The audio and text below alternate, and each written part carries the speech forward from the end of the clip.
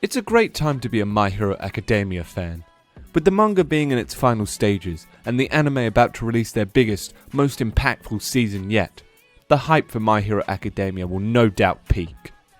We're sure you've already read the video title, so let's not waste any time at all and get right into theorizing what we feel might be the biggest plot twist in the series. Welcome to Cosplay-FTW, your #1 source for the latest lowdown on anime and manga news, updates and analysis. Sit back, get your snacks ready, and before we get into this video, don't forget to hit that subscribe button and ring that notification bell so you don't miss any new videos. Before we start, minor spoiler warnings for the anime and manga, so go catch up with the show before watching this video. Now let's get right into it. To start with, let's talk about some already popularized theories that tie into this. For example, it's been theorized that the Doctor, Dorama Yujiko, as he calls himself, who helps All For One and later Shigaraki Tomura, is the same Doctor that tells Deku and his mum that he is quirkless in the first episode. Now, this opens up various avenues of discussion. If he is the same Doctor, then has he been stealing the quirks of children on behalf of All For One? Without them knowing, obviously. All For One is a collector of quirks, and like any collector worth his salt, he is always on the lookout for rare and powerful ones. The Doctor is his means of acquiring these quirks after All Might beat him the first time. Aside from being All For One's quirk collector, this Doctor is also the dark genius behind the creation of Nomu, and it has been allegedly said that he uses some of these children as part of his experiments to create them. All of this is kind of old news. With the revelation of the Doctor in the anime, and his theory of the quirk Singularity, it all points to him being the one who steals quirks from kids for All For One. The quirk Singularity theory, which the Doctor himself came up with, states that with each passing generation, quirks begin to combine more and more, which results in the child having a much more powerful, unstable quirk than their parents. Even before this theory was stated by the Doctor, we know that this has been happening, and is sometimes even purposely instigated through Shoto Todoroki's backstory. He himself has the perfect combination of his father's and mother's quirk. The Doctor goes on to further state that as these quirks grow more and more unstable, it will come to the point wherein the child's body or mind will not be able to control or contain their quirk. He also states that this has already been happening from the 4th generation onwards. Take Eri-chan's quirk for example. An incredibly unique and powerful quirk, but one that she couldn't control, and as such raised her father from existence when she was too young to even remember. A terrifying reality that these individuals have to live with.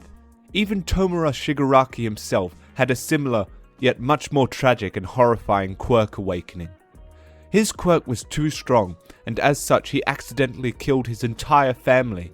Well, his father's murder wasn't as much of an accident as the rest. But let's move on to how all of this could just be a build-up to an even crazier plot twist. We know that All For One is considered the symbol of evil, and All Might is his counterpart as the symbol of peace.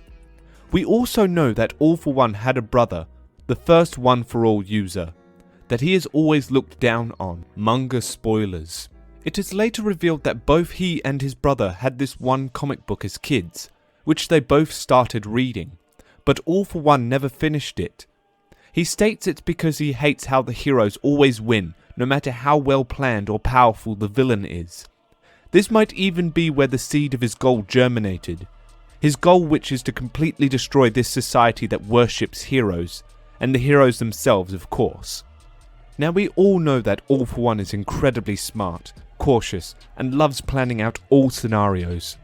We also know that he has chosen Shigaraki Tomura, or as we fans like to call him, Shiggy, as his successor.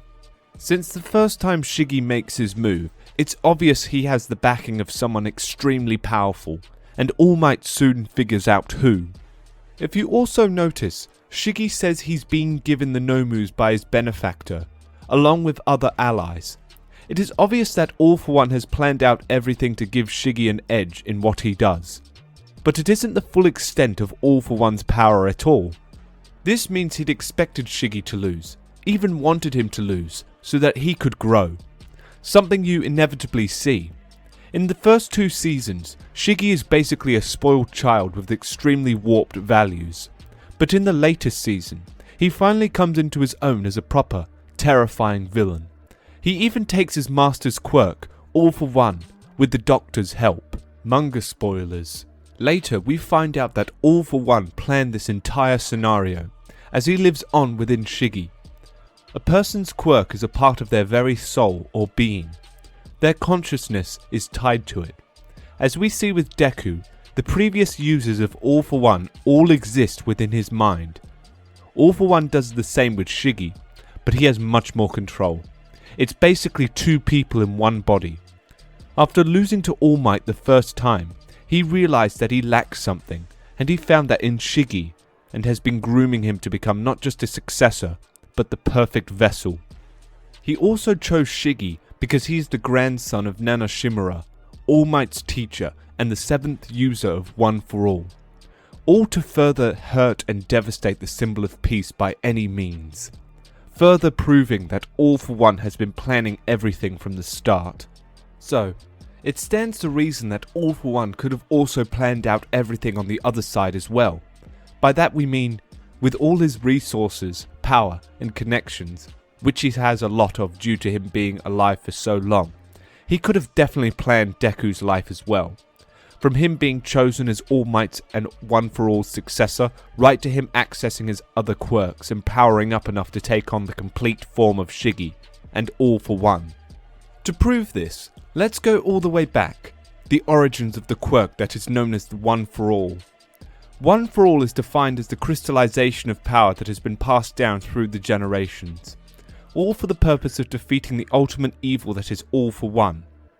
Now, All For One never liked his brother, who was extremely weak and thought to be quirkless. All For One, though, has the power to steal quirks, use them, or give them to others. So it stands to reason that when he uses his original quirk, he knows what quirk the other person has. So that means that when he gave his brother a useless quirk to be able to stockpile power, he must have known about the other dormant quirk his brother had, and still went through with it. If we go back to the comic book they had as kids, and their different takes on it, it does stand to reason that All For One really wants evil to triumph over good, but not just in any way. Since All For One is considered to be the ultimate evil, he needs to triumph over the ultimate hero. Therefore, he purposely creates One For All, in order to have the ultimate showdown between good and evil, and still come out on top by planning everything.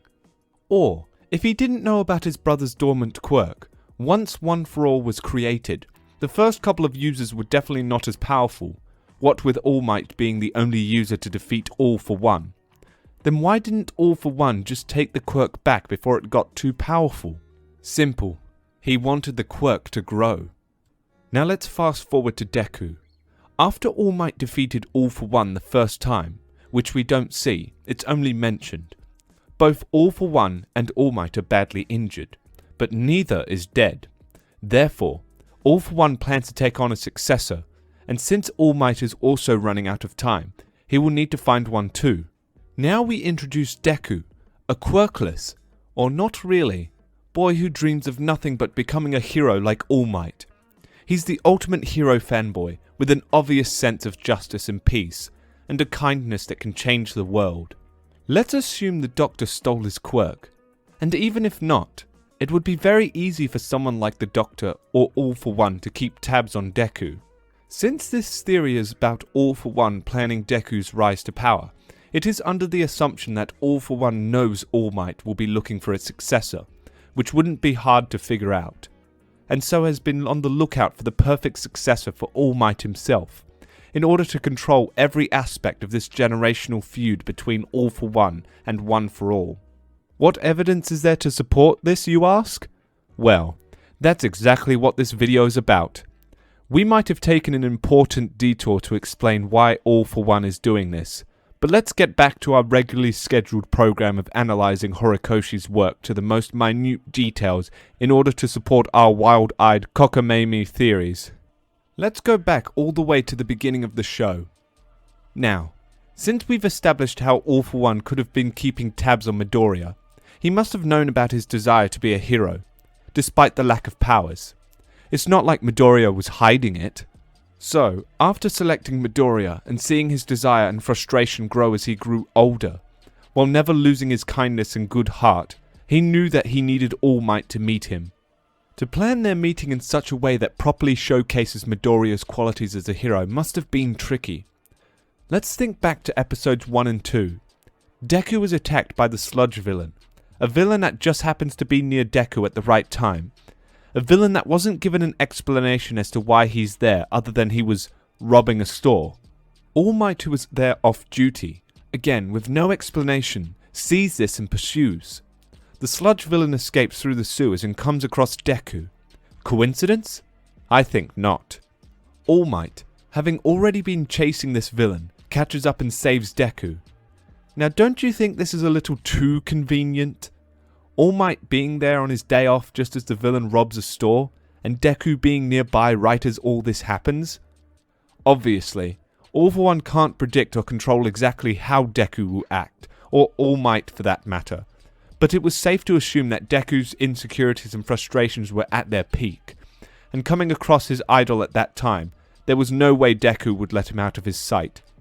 All For One just had to bank it on Deku being able to stick with All Might until he changes back into his true form, the scrawny one. Another plot point that proves All For One is a mastermind was the fact that Deku, being a quirkless youth, got All Might to open up. All For One must have known All Might was quirkless at first too, and couldn't help but see himself in the quirkless hero hopeful. Not to mention that when the sludge villain escapes, he goes right for Bakugou, as if he had a target in mind. Deku being Deku ran in to save him, which showed All Might that he really was worthy. Fast forward to the USJ incident, where Shiggy invades UA to take on All Might with a Nomu. It was right after this incident that All Might reveals to Deku the true history of One For All, and about All For One. The USJ incident seemed to be so carefully crafted. It shows that there are villains who can stand up to All Might. However, they still fell short. All the villains besides the Nomu, Shiggy, and Kurogiri were all taken out by the students, giving them experience. All of this, plus the truth about All For One and One For All, gives Deku, and the rest of the class, a huge sense of urgency to improve themselves. They were taking it too easy until then. Moving on to Stain. While he wasn't under All For One's control or anything like that, Shiggy did cause a ruckus right at the time that Stain fought with Deku and Ida, with Todoroki joining in later. This ruckus is what prevents any pro-hero from stepping into their fight. This fight also introduces Deku to the different perspectives and philosophies of this hero-based society. All For One needs his rival to be strong in his convictions and his reason for fighting, even against those villains that have righteous reasons. The next and biggest involvement of One For All in Deku's life was when Bakugou gets kidnapped when they go to the train with the Pussycats. That entire incident seems to have been thought out and planned by Shiggy, but in fact, it was All For One pulling the strings, choosing the targets for them to capture and providing extra backup in the form of the villain Muscular, the only villain that wasn't recruited by Shiggy directly. Consequently, it was Muscular that Deku fought, and it was in this fight that he reaches a new level of power. You could even say that it was in this fight that Midoriya finally starts to truly awaken One For All. Not completely, but just initially. Bakugou getting kidnapped must have been what All For One was after. Even one student being kidnapped was enough to put UA under scrutiny, and for society to start losing their faith in their heroes. Moreover, Bakugou is Midoriya's oldest acquaintance, or friend, and his rival. Obviously, it was Bakugou being kidnapped that would have the biggest impact on Deku. Finally, we come to the first time All For One appears in person to take care of business. It was then that he revealed that he knew about Midoriya, in such a way that All Might knew that he had figured out that Midoriya is the next One For All user. When exactly he knew of this isn't revealed, which leads us to believe that he always knew. Another thing is, we knew there was a traitor in Class 1A. Many hints had been dropped as to who, and in the latest manga chapter it was finally revealed. This traitor was specifically placed in Class 1A. Why this class? Well, why not Class 1B, or any of the other school faculty being a traitor? Simple. Because Deku is in this class, and All For One likes to keep tabs on his pawns.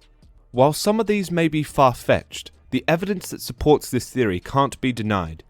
There is a lot more than meets the eye with All For One and his obsession with beating the symbol of peace, and we know that he'll go to extreme lengths to achieve this. To us, it's not a stretch to believe that he had most every aspect planned from the jump. Of course, we'd love to hear your thoughts on this theory. Do you agree? Or perhaps you have some theories of your own? Let us know in the comments section below. If you enjoyed this convoluted but engaging theory, please smash that like and subscribe button. It really helps us to keep on keeping on and create more content like this for the channel. Thanks for watching, and with that being said, we'll see you in the next one. Oh, Brian, this cosplay date has been perfect. I think I love you. Oh man, it was just a dream. But I think I might actually be a good idea to do something like that for Valentine's. But where could I get some matching outfits for me and my girl Carol? What the? Am I still dreaming? I am the cosplay bear, and this is not a dream, bro, but I can help you one become real. Just go to Cosplay-FTW.com, where you will find hundreds of cosplays, wigs, and props, and everything you need for all your cosplay needs. Where you want it for a con, a video, or to impress someone this Valentine's Day, and they ship worldwide. Thank you, Cosplay Bear. You and Cosplay-FTW have made this the best Valentine's Day. End of ad. I got a package today, besties. This package is from K-pop-FTW.